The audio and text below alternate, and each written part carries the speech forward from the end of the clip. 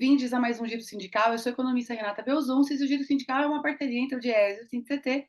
DIEESE é o Departamento Intersindical de Estatística e Estudos Socioeconômicos e SINDIC-CT é o Sindicato Nacional dos Servidores Públicos Federais da área de Ciência e Tecnologia no setor aeroespacial. Hoje nós vamos receber aqui a presidente do Sindicato dos Metroviários de São Paulo, a Camila Lisboa, que vai nos ajudar a repercutir a última greve ocorrida no último dia 3 de outubro, assim como toda a situação de ameaça pela qual passa esse serviço público, com as tentativas de privatização pelo governador do estado, Tarcísio de Freitas, afiliado político do ex-presidente Jair Bolsonaro. Camila, muito obrigada por aceitar nosso convite. Bem-vinda ao Giro Sindical. Oi, Renata, eu que agradeço. Vamos lá, vamos conversar. Primeiro, antes de tudo, conta um pouquinho para a gente quem é o sindicato, quem são os representados e as representadas do sindicato e também um pouquinho da sua trajetória na categoria e agora como dirigente sindical. O Sindicato dos Metroviários de São Paulo representa os trabalhadores do metrô das linhas 1, 2, 3, 4, 5, 15 e também da futura linha 6, que ainda está em construção aqui em São Paulo. O Sindicato dos Metroviários existe formalmente desde 1981. É um sindicato bastante atuante na luta em defesa dos direitos dos trabalhadores, na luta em defesa do transporte público, e tem um papel importante nas lutas gerais dos trabalhadores, né? Então, é um sindicato com bastante peso, bastante história, bastante importância. Tenho bastante orgulho de fazer parte dessa categoria há 12 anos. Fui demitida na greve de 2014, né? Isso ajudou a gente também a aumentar o nosso compromisso com a luta da categoria metroviária, com a luta em defesa do transporte público. E no final do ano passado, houve a eleição do sindicato e a chapa que eu fiz parte, onde eu fui candidata a presidente, venceu a eleição e estamos na direção do sindicato desde o ano passado. Bom, agora vamos entrar um pouquinho no nosso assunto, naquele gancho, que é o dia 3 de outubro, o dia que o metrô, junto com a Sabesp, junto com a Companhia Paulista de Trens Metropolitanos, a CPTM, fez uma grande mobilização no estado de São Paulo contra a privatização. Bom, olhando para o metrô em específico, essa ideia da privatização do metrô em geral, né, ela é nova? Então, essa ideia não é nova, né? A linha 4 amarela, que nasceu privada, o projeto dela é da década de 1990, né?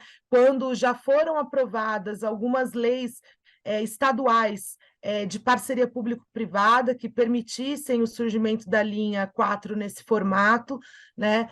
Inclusive, a empresa que orientou a formulação desse contrato foi a IFC, que é uma instituição do Banco Mundial, que é a mesma empresa que está sendo contratada para fazer os estudos de privatização de outras linhas do metrô, de linhas da CPTM também, né? E que fez os estudos das outras linhas que foram privatizadas.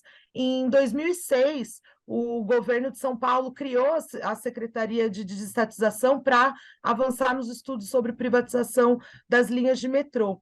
Em 2018, a linha 5 foi privatizada. A linha 5 não nasceu privatizada. Ela foi parte da Companhia do Metropolitano, a linha 5 Lilás. Ela foi privatizada em 2018, né? Desenvolvendo esse plano que é antigo. E aí, hoje, temos duas linhas de metrô privadas. Mas o processo de privatização, ele não é só a venda da linha, né? Ele não é só o momento do leilão em que se vende a linha ou através de concessão ou através de PPP. O processo de privatização também é a precarização da empresa pública.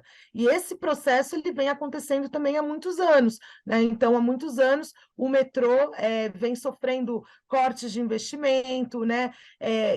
Acabando com o seu subsídio. Então, já faz muitos anos que o metrô público não recebe subsídio público, já faz alguns anos agora que não tem concurso público para aumentar o quadro de funcionários. Já tiveram, de 2015 para cá, tiveram umas 3 ou 4 rodadas de PDI, que é o plano de demissão incentivada, né, que são planos caracterizados por esse objetivo de diminuir a quantidade de funcionários, porque na medida que tem esses PDIs não tem reposição do quadro de funcionários, não tem investimento para modernização dos equipamentos, para reposição de peças. Então, o processo de privatização ele não é uma ideia do governador Tarcísio, ele é uma ideia antiga, mas o governador defende, né, esse projeto, porque ele tem uma visão de que qualquer serviço público ele tem que ser vendido para as empresas privadas. A gente vai fazer agora o nosso primeiro intervalinho desse giro sindical e voltamos já já.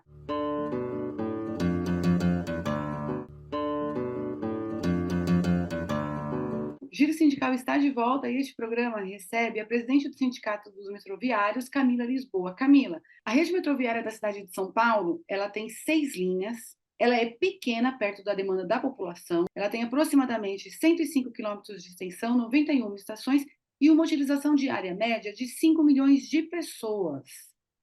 A linha 4 e a linha 5, elas já são operadas por empresas privadas, como a gente já comentou aqui. E essa parte privada, ela cobre mais ou menos 1/3 da rede total, 33 quilômetros e 28 estações. Como é que funcionam essas linhas que elas já são privadas? A linha 4, ela é a linha mais nova que existe. Ela surgiu, começou a ser construída nos anos 2000. Então, é uma linha, naturalmente, é uma linha mais moderna. Não dá para a gente comparar, né, uma linha construída na década de 60 com uma linha construída no início dos anos 2000, que tinha, em ambos os casos, a mais alta tecnologia foi utilizada para a sua época, né? Agora, o que é importante a gente ter atenção? É que qualquer sistema tecnológico, ele tem um período de adaptação. Então, no início da operação da linha amarela, a quantidade de falhas ela era relativamente alta, porque é um início de adaptação, né, considerando uma tecnologia extremamente avançada, moderna e tudo mais. Tanto que no gráfico de falhas de qualquer sistema tecnológico, existe uma coisa que a gente chama de curva da banheira. Por quê? Porque nesse gráfico realmente se desenha uma banheira. Quantidade de falhas altas no início da sua operação, depois as coisas vão se estabilizando, vão se normalizando, e as falhas começam a cair e passam por um período de estabilidade. Mas, naturalmente, com o desgaste, né, com a utilização dos equipamentos e tudo mais, essas falhas começam a subir. E nós estamos vivendo exatamente este momento na linha 4 amarela. Do ano passado para cá, a linha 4 amarela apresentou uma série de falhas. E aí é que entra a questão sobre ser uma empresa privada ou ser uma empresa pública. Porque uma empresa privada, ela tem o objetivo do lucro, ela não tem o objetivo central de garantir a oferta do serviço. Então, as falhas começaram a aumentar.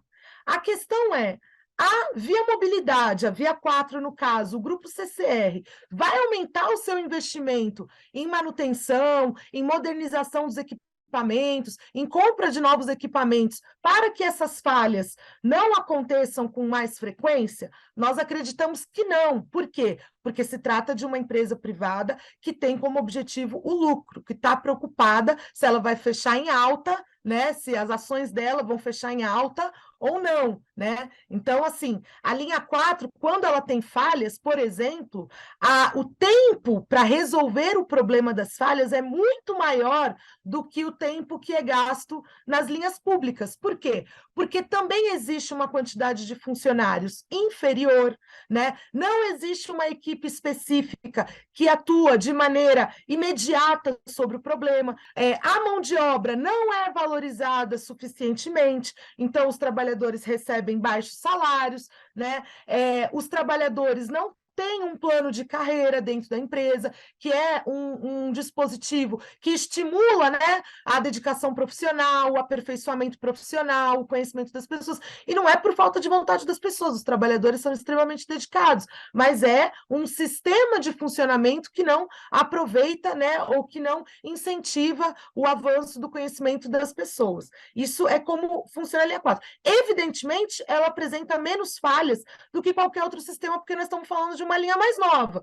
Mas a questão é que ela está chegando num momento em que as falhas estão aumentando, a empresa investe menos, né, em equipe de manutenção, em renovação e tudo mais, e ela tem um sistema de funcionamento de trabalho que não ajuda a resolver as falhas de maneira imediata.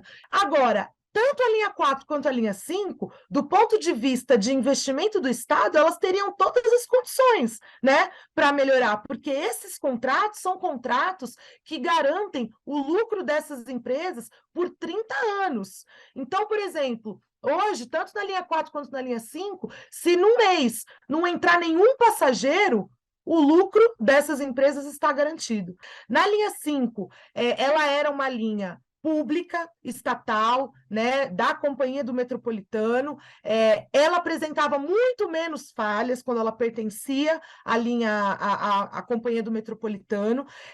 Quando houve a privatização, o governo vendeu a mentira de que a privatização que permitiria a expansão da linha. Então, num primeiro momento, a população usuária associou a privatização com expansão.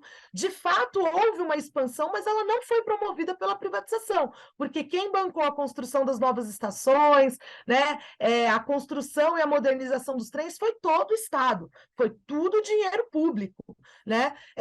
A questão que eles utilizaram foi o momento. No momento da privatização, eles entregaram as novas estações para criar essa impressão de que privatização estava relacionado com expansão. Mas, mesmo assim, a linha passou a apresentar mais problemas. Os trabalhadores, tanto da linha 4 quanto da linha 5, têm salários mais baixos, condições de trabalho piores e condições de organização sindical piores.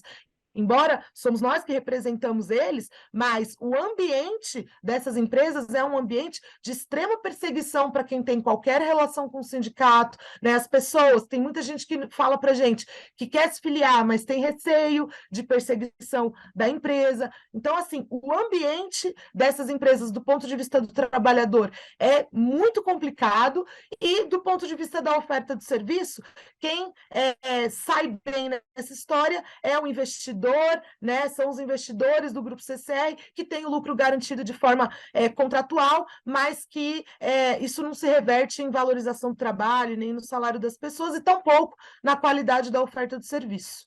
As empresas privadas que operam as linhas lilás e amarela, elas recebem por passageiro um valor maior.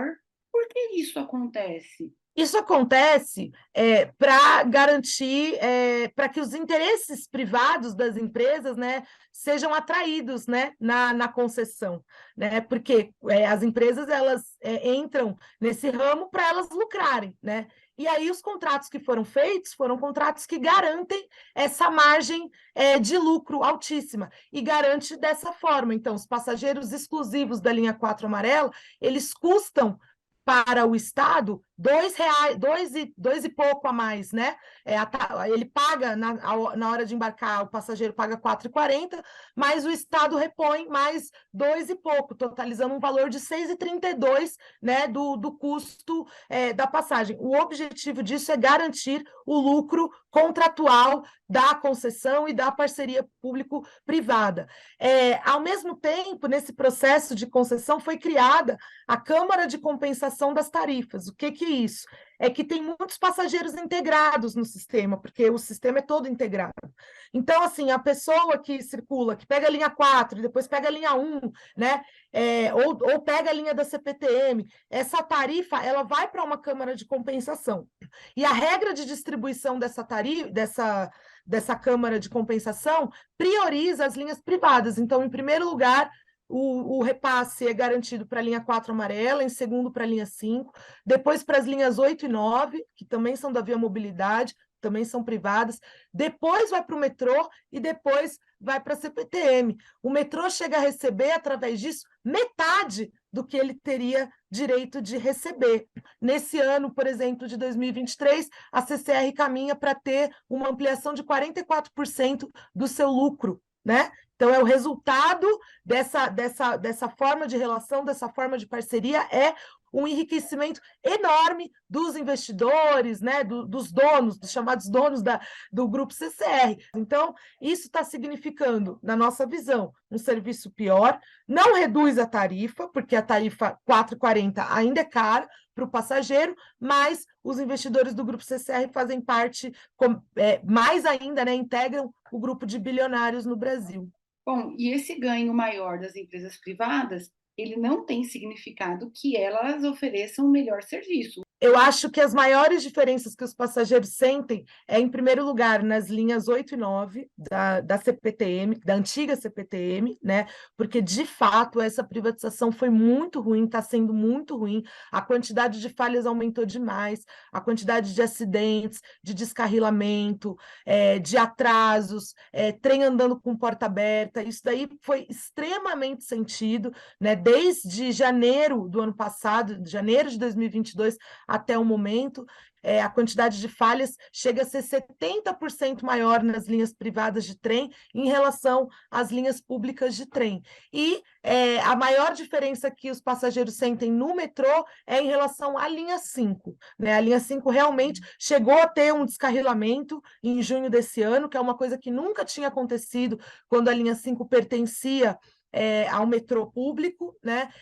A Via Mobilidade tentou esconder esse descarrilamento, mas hoje, como tem celular, né, rede social, as pessoas filmaram e aí não teve como esconder, mas a quantidade de falhas e de atrasos aumentou muito mais na linha 5 Lilás, e isso é perceptível para a população. Na linha 4, é um pouco menos perceptível para a população, porque, primeiro, é um trecho que não existia. Então, para a população, no primeiro momento, assim, não tinha metrô aqui, agora tem. Então, obviamente que as pessoas vão ver isso de maneira positiva. Segundo, de fato, é uma linha mais nova, não tem como comparar. Agora, as pessoas que viveram as falhas que aconteceram na linha 4 perceberam a diferença da agilidade de resolução do problema. O Giro Sindical volta já.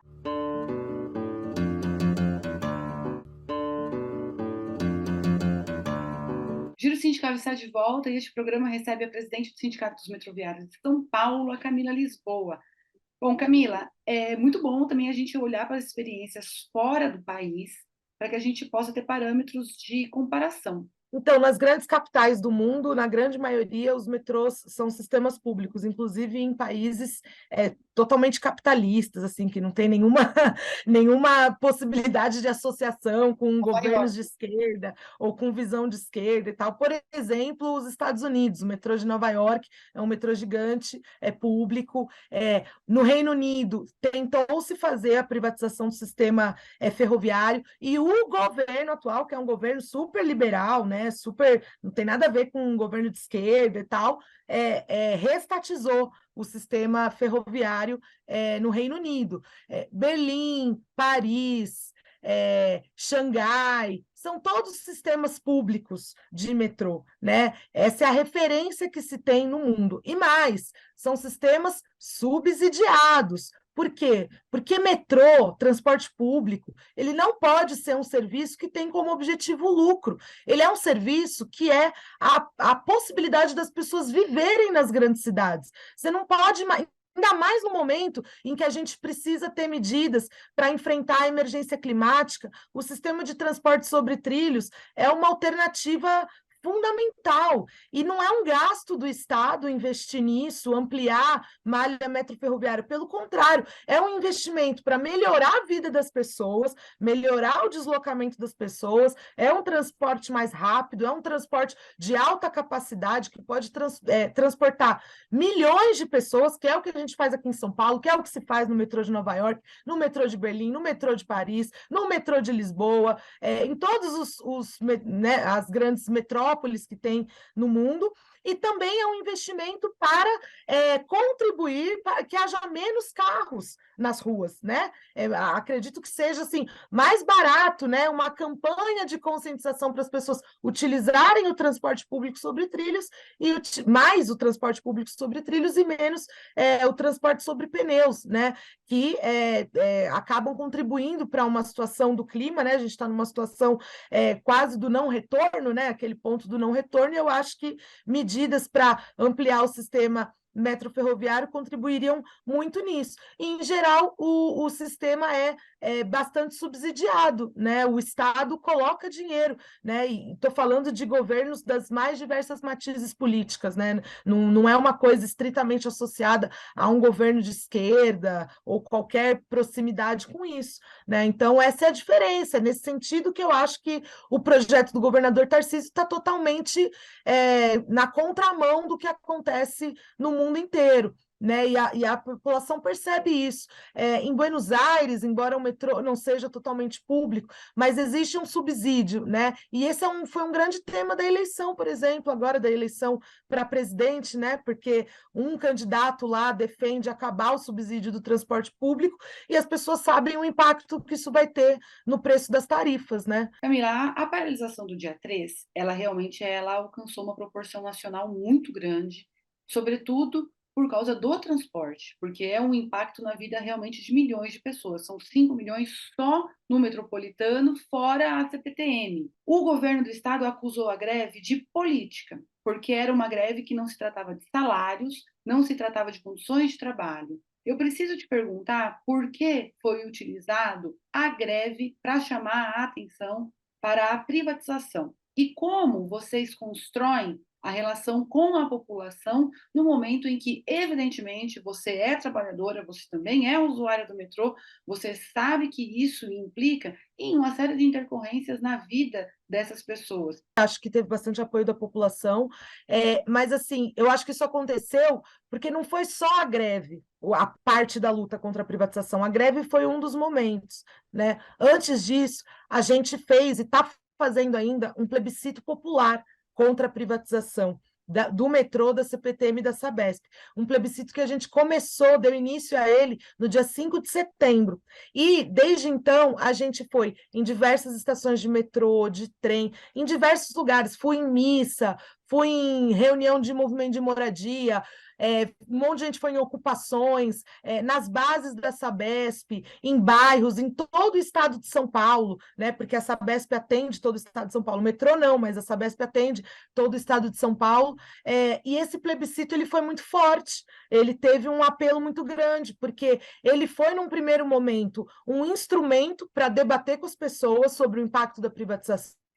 E as comparações são inevitáveis, e a gente utiliza as comparações, porque, por exemplo, o metrô e o trem do Rio de Janeiro são privatizados, lá as tarifas são mais caras, o metrô do Rio, que é muito menor que o de São Paulo, a tarifa custa R$ 6,90, o trem do Rio, que também é muito menor do que o de São Paulo, a tarifa é R$ 7,40, e o serviço é muito ruim, assim, basta fazer uma pesquisa de opinião pública lá. Houve, inclusive, uma CPI na Assembleia Legislativa do Rio de Janeiro que concluiu que o serviço de trem tem que ser reestatizado lá no Rio de Janeiro, que não deu certo, porque o serviço piorou, a tarifa ficou mais cara, né? A própria empresa que operava, passaram já 3 empresas privadas operando o sistema de trens do Rio, e a Mitsui foi a última empresa que, em 2022, pediu recuperação judicial e, nesse ano de 2023, abandonou a operação do serviço. Então, a gente fez essas comparações nos debates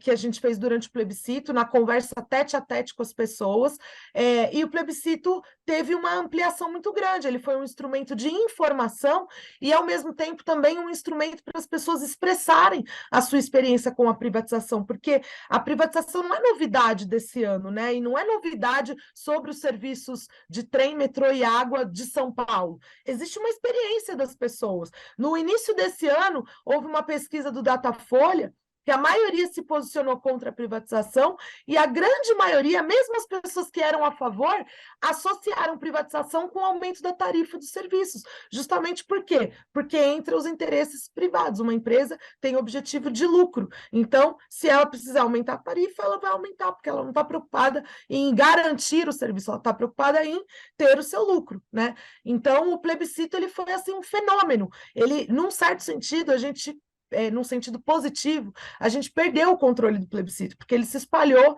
por diversos lugares, né? E a greve do dia 3 ela foi um expoente desse momento do debate com a população. Depois da greve, o plebiscito ganhou mais força ainda. As pessoas faziam filas para votar, fizeram filas para votar nas estações, apoiaram a nossa mobilização, né? Então, assim, é uma coisa assim, muito legal, porque nós sabemos do impacto da nossa greve sobre a vida das pessoas, né? Nós sabemos, no limite, assim, a pessoa não vai ser transportada. Mas, mesmo assim, houve um amplo apoio popular, nós achamos que isso foi muito importante, ficamos muito satisfeitos com isso. O governo do estado reagiu à greve, retalhando os metroviários, retalhando a direção sindical, com demissões, e mais alguma sorte de coisas que não vêm a público, mas que você, evidentemente, tem tido contato e pode nos contar. Sim, ele tem reagido de uma maneira bastante autoritária, né? A gente, antes de fazer a greve, inclusive, a gente sugeriu que a gente pudesse fazer a catraca livre, né? Por quê? Porque através da catraca livre a gente preservaria o nosso direito de protesto e, ao mesmo tempo, garantia o trânsito da população. A questão é que o governador Tarcísio ele não reconhece o nosso direito de protesto, o nosso direito de mobilização, o nosso direito de greve. Ele não reconhece isso. Ele quer recriminar isso, né? Criminalizar essa iniciativa, essa possibilidade democrática que existe hoje no nosso país. Então, ele fez uma série de coisas. Por exemplo, ele entrou com uma ação querendo multar o sindicato pela greve, né? Entrou com duas ações, uma na esfera trabalhista, outra na justiça comum, pedindo uma indenização de 7 milhões para o sindicato por conta do dia da greve, que é uma tática de estrangular, né, as organizações sindicais através da questão financeira, né? Nós, obviamente, estamos fazendo a nossa defesa, né? Vamos batalhar em defesa do nosso direito de greve, que é um absurdo esse tipo de tentativa, né, de estrangulamento financeiro e de associar o sindicato à responsabilidade sobre isso, né? Porque se isso vale, então não vale o artigo 9º da Constituição, que é o direito de greve. E uma outra forma também que ele tenta retalhar e recriminar os trabalhadores foi através de demissões no metrô e através de retaliações na CPTM. Tiveram pessoas que foram deslocadas de cargo e tal, e no metrô houve 8 demissões, né? Demissões arbitrárias, injustas, que evidentemente a gente está organizando a defesa, né? Mas é importante dizer, assim, é óbvio que ele tenta fazer isso para quebrar as pernas de uma categoria que está resistindo, que está lutando, né, que está na linha de frente dessa batalha, mas o recado que a gente quer dizer é que isso não vai nos intimidar. É óbvio que nos abala, porque demissão abala qualquer trabalhador, diferente do que fazem os governadores ou os deputados da sua base aliada, que nunca pegaram o metrô, talvez nunca tenham batido cartão na vida. Uma demissão na vida do trabalhador abala qualquer pessoa, é óbvio que nos abala, mas a gente, não é por causa disso que a gente vai parar de lutar. Inclusive, ontem, a categoria metroviária deu uma demonstração de unidade, de solidariedade, de resistência muito grande, porque a gente votou na nossa Assembleia de ampliar um pouquinho a mensalidade do nosso sindicato para a gente poder pagar os nossos companheiros que foram demitidos, né? Para a gente poder enfrentar o processo político e jurídico pela reintegração dos nossos companheiros, com eles tendo a dignidade, né, de receber um salário, né, de poder ter pagar suas contas, né? Porque o trabalhador nesse país vive do seu salário, né? Então, assim, isso foi uma demonstração de unidade, de solidariedade, de resistência, que vai nos deixar em pé, deixa os nossos companheiros demitidos de pé, para a gente seguir lutando contra a privatização. E no final do mês está marcado mais um grande dia de luta unificado, e dessa vez maior do que o dia 3 de outubro. A gente teve uma reunião essa semana com representantes, com a gente, né, do metrô, com representantes dos 2 sindicatos que representam os trabalhadores da CPTM, com o pessoal da Sabesp, com a POSP, que é o maior sindicato da América Latina, com representantes do Sindisaúde,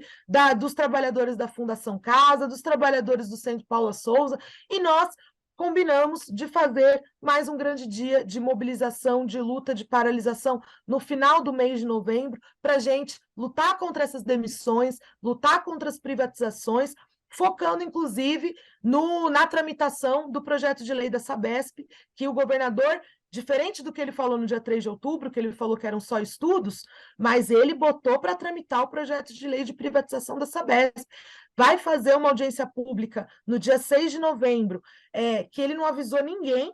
Ele vai fazer uma audiência pública, uma única audiência pública, para privatizar a maior empresa de saneamento básico da América Latina. Ele não avisou ninguém, mas nós vamos lá botar a voz da sociedade lá, falar o que o povo trabalhador pensa, que somos contrários a essa privatização, e vamos construir uma resistência maior do que o dia 3, no dia 28 de novembro. Obrigada, Camila, pela sua entrevista, que você continue aí sendo essa força da natureza aí à frente aí dos metroviários. Valeu, Renata. Obrigada pelo espaço e muito importante a mídia alternativa, a imprensa sindical nos acompanhar, porque a disputa de narrativa é grande, né? No dia 3 a gente quase não teve espaço na grande imprensa, mas mesmo assim a gente conseguiu né, mostrar a nossa versão, né? A versão da nossa luta, a justeza da nossa luta, que não é só nossa dos metroviários, né? De todo mundo que usa serviço público. Obrigada. Seguimos.